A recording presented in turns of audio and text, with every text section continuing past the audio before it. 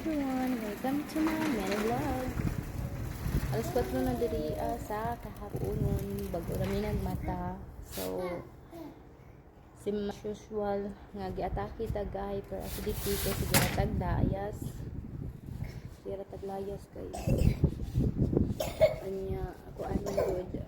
Basta na ay ginahimong milagro ang imong amo pasig madamay ka pa or something.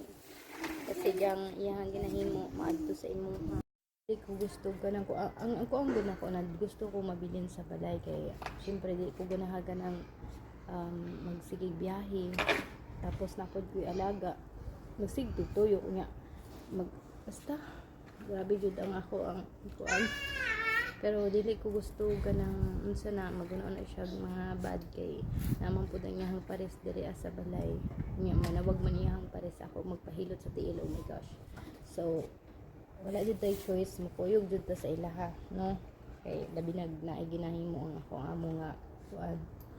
So ano jud na ang life na to guys, gamay na lang pag-antos. Grabe yung akong kuan ay halos wa na koy kanang kaon nya nagsakit na ang akong tidaok. Grabe jud. Dili jud lalim ka nang kuan ka kanang lipungon ka sa biyahe.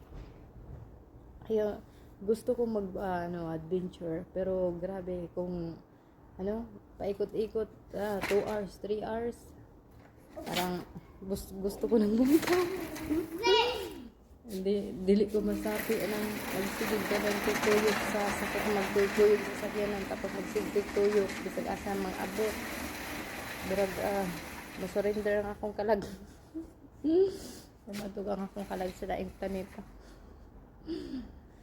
Di dyan ako kayang magsigig ka ng kuan biyahe kay grabe pag masakit one time ang akong ulo wala na tulad na din na akong tiyan manggawas na akong kinaon ay nako akong alaga masikat niya eh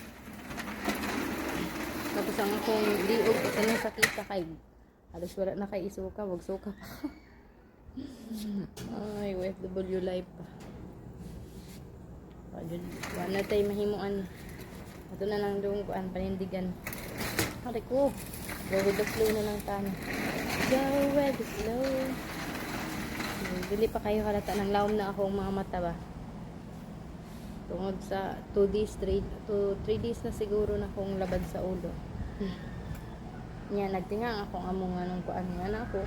Nana man jud ko masakit. Nana man jud maglabad akong ulo masuka man jud ko. Sa malipong ko bisay sigag uban-uban. So mura na akong ichika sa akong buhay diri sa laing planeta. God bless everyone and thank you for watching.